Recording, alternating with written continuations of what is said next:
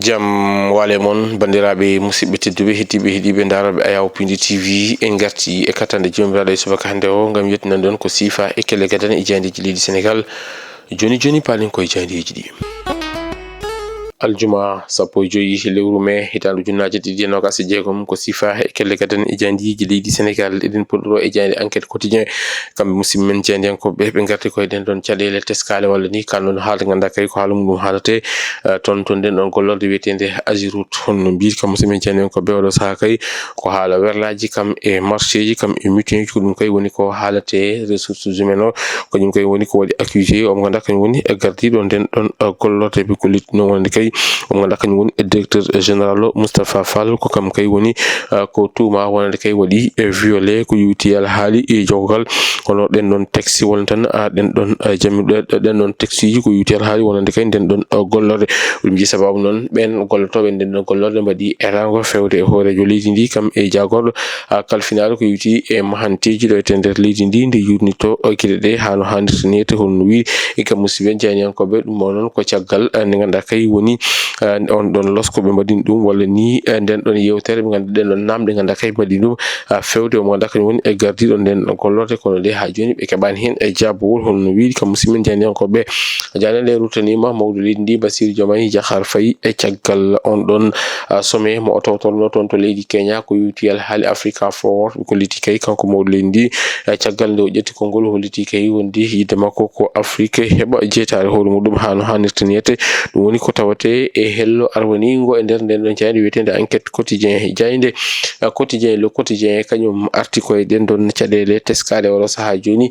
ko yuti haali ɓe ɓe ganda kañum goni e fiyoɓe mburu ɓende mbaɗi erago fewde e laamu ngu nde fabotoɓe ko yuti ɗen ɗon caɗele ganda kay haɓino guuri ɗum gartini kadi ko yuti ɗen ɗon caɗele ɗeɓe jogui to banggue e jeygu walla cogguji mburu ɗi ɗin ɗon capanɗe tati ko liti kay ko hunde ganda kay wadde polémique e oɗo saaha joni holno wi kam musidɓe jaydiyankoɓe mon noon jogorani welde ɓe ganda kañum goni jayɓe jobbe sisiɓe finde subaka taw ƴakkani mburu mon kam mbaɗa andi oni jogori battinde e gurdammeje mabɓe holno jayde nde waɗiri gardi natal muɗum kono noon ɓe garti on ɗon rapport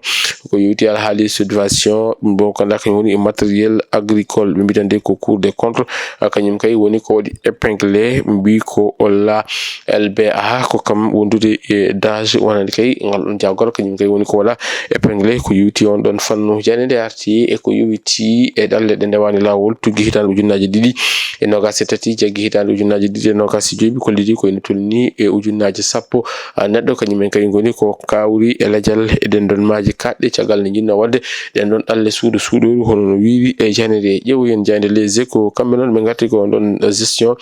jogogal ko yewti nden gollorde wiyetede Agirout ɓe garti noon e ko teska toon ɓe mbi ko meeɗa yiyede ko ɗum kay woni ko yiya ɓe mbi ko ganda kañum woni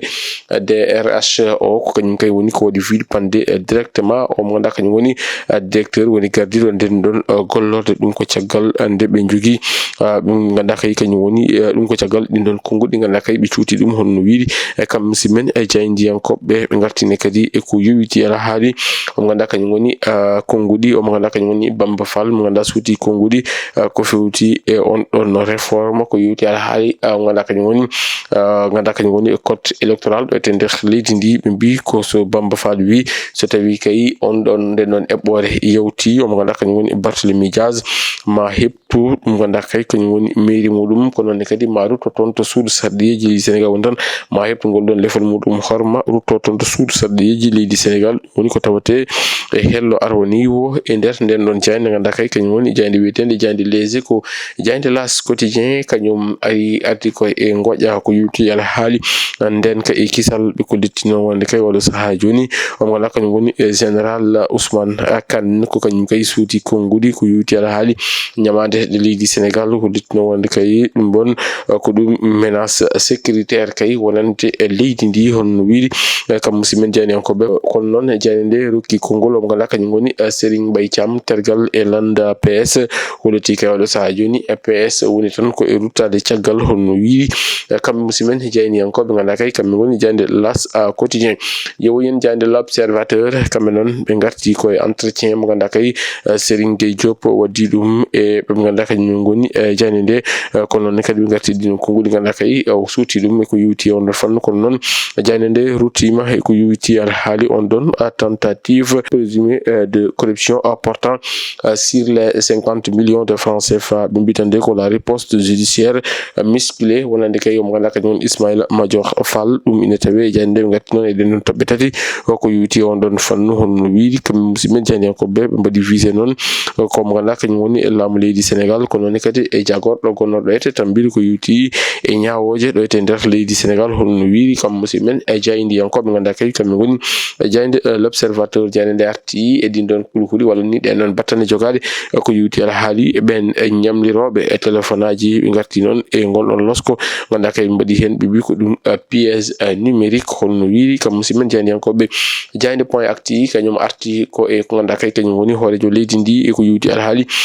nden ɗon jonde guendiri woni tan gonɗon bato guendiri e dialogue national mo ganduɗa kay ɗo ɓe mbi ko dialogue national no niwlu ko woni tawi ko eɓɓore hesere walla ni ko yiyande hesere woni ko mawɗo leydi ndi addi ko yewti e on ɗon dialogue national ɓe koltino wonde kay format kesso kam e les termes de référence ko ɗum woni koɓe gartiri ɓe gardindi natal mabɓe kono noon ɓe garti ɓe mbitande ko caggal nde o yiidi eɓe ɓe ganduɗa kañumen goni e société civile en kanko hoorejo leydi ndi woni engagé ngam yewtide ɓe ganduɗa ko kañumen goni acteur aji woɗɓe dilloɓe e fannuji goɗɗi hono wiiri e jayde nde ƴeewoyen jayde nde ganduɗa kadi kañum woni jayde source a ɓe garti ko e Abdoulaye Diallo caggal nde oɗa licencié toon to nden ɗon gollorde wiyetende OLAC ɓe mbi ko o yalti e deƴƴere makko kanko Abdoulaye Diallo arti noon ngam famminde yimɓeɓe gueɗe ɗe no jaari holliti kanko ene wiye ko lanceur d' alerte ala o wona lanceur d' alerte ko personnel mo ganduɗa kay o gollotoɗo toon to OLAC kanko ni on woodi représenté ɓe ganduɗa kañum goni personnel en gollotoɓe toon to OLAC holliti kanko hoore makko on waɗa siégé toon to conseil d' administration wonande kay e nden ɗon gollorde ganduɗa kañum goni OLAC ko adi kala ko konngudi omo ganduɗa kañum goni Guy Marius Sagna honorable député woni ko ƴettiti hollitino wonde kay gonagal makko toon o meeɗa tumede walla ni o meeɗa yiyede e gueɗe ɗe ganduɗa kañum goni ɗe pewani ni noddede yo ar o haalta ko haalno ɗum ine tawe e jande kono noon kam musidɓe jandiyankoɓe ɓe garti e ko yowiti alhaali e wiide makko noon oɗo saaha joni yonti omo ganduɗa kañum woni Guy Marius Sagna yalta e deƴƴere muɗum huccita e jayndiyankoɓe fammin yimɓeɓe ko yowti alhaali ngol ɗon bindol ngol winno ko yowti alhaali joggal kono on ɗon galle holliti noon kanko Abdoulaye Diallo o meeɗa jogade walla ni o meeɗa jokkodirde omo ganduɗa kañum woni Guy Marius Sagna o waɗi tan ko fodde makko en tant que gollotoɗo e nden ɗon gollorde saabu ƴettude walla ni daranade fodde nde ganduɗa kay ko yimɓe kala ndendi o darano ɗum ngam moni kala wawa hebde e gueɗal muɗum no hannirta niyete ɗum woni ko tawate e nder jayde nde ganduɗa kay kañum woni e jayde wiyetende e jayde e source a ƴeewoyen jayde l'informateur kam musimen jandiyankoɓe ɓe garti koye ɗin ɗon milliard uji ɗiɗi ɗi mbiyaɗi madame dépassé toon to jagorgal kalfinagal ko yewti alhaali en ndema